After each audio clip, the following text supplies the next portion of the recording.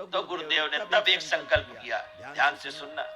गुरुदेव ने कहा कि मैं एक ग्रंथ लिख रहा हूं, और वो ग्रंथ मेरे जीवन काल में पूरा नहीं हो पाएगा, तो मेरे बाद उस ग्रंथ को कौन लिखेगा तुम में से?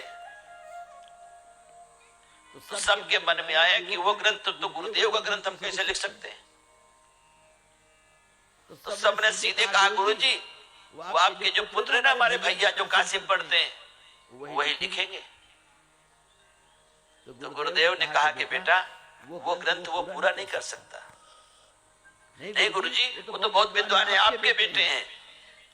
गर्व से कहना चाहिए कि हम भी आपके बेटे हैं। शिष्य को तो यही मानना चाहिए कि हम गुरु के पुत्र हैं।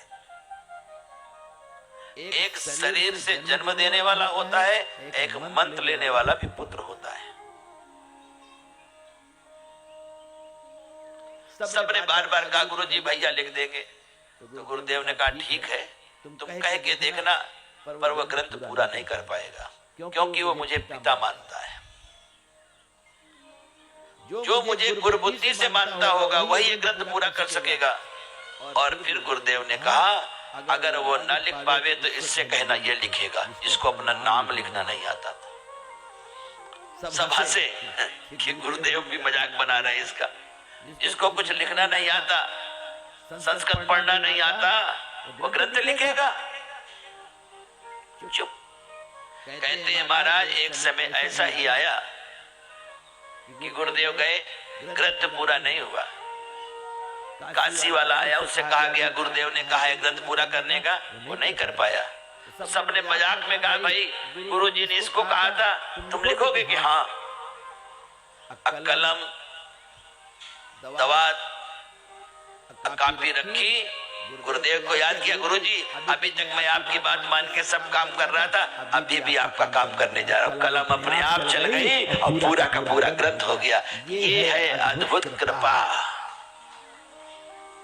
जब तक गुरु कृपा नहीं होगी, आप संसार में थोड़े लोगों को बेवकूफ बना लोगे। ज्यादा होगा तो तुम पूरे भारत की संख्या में हो सकता है इतने हजार, इतने 100 करोड़ में तुम सारे तुम्हारे चक्कर में फंस जाएं, पर एक दो ऐसा होगा जो तुम्हारा अस्तित्व मिटा देगा। ये नहीं कि जिसके पास 10, 20, 50 लाख करोड़ आदमी हो गए, 2 करोड़ हो गए, 10 करोड़ हो गए तो बहुत ऊंचाई का आदमी है। नहीं हो सकता इतने लोगों ने उसको ऊंचा बना दिया हो। जब गांव में कोई छप्पर पड़ डाला जाता है ना, तो बहुत लोगों को बोला, जरा उठाओ, जरा उठाओ, जरा उठाओ, तो सब डंडे लगा के उठा देते हैं। जैसे भगवान श्री कृष्ण ने गोवर्धन अकेले उठाया था ना, लेकिन सबने डंडे लगाए थे ना। तो भगवान ही एक ऐसा है जो आपको अपने पास ले जा सकता है। न संख्या बल ले सकती है, जा सकती है, न समाज आपको आगे ले जा सकता है। अगर कोई ले जा सकता है तो मेरा परमात्मा है, ईश्वर है। जिसके मन में संत जैसे बनने की लालसा हो जाए, वही संत है। हमारे वीरेंद्र जी हमसे अकेले में कह रहे थे कि हमारा मन करता है हम आपके जैसे कपड़े पहने। हमने कहा बड़ी अच्छी बात, ये तो सोने में सुहागा हो जाएगा। कहते संत कौन होता है? इसलिए हमसे अकेले में कोई बात करोगे तो हम यहाँ कह देंगे, इसलिए कहते हमसे कोई चुगली ना करे। सबको पता है, पूरे महीने हम सुनते रहेंगे, अब कथा में सबके पोल खोल देते हैं। क्योंकि जब तक हमारे को बात नहीं निकलती, हमारा मन उसी में रहता है।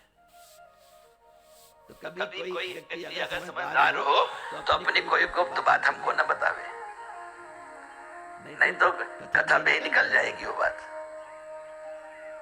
क्योंकि कथा तभी होती है जब किसी की भीतर की बात निकल जाए बाहर। तो महाराज इसलिए मैंने कहा सोने में सुहागा हम चाह करके भी ना यहाँ पैंट पहन के नहीं बैठ सकते।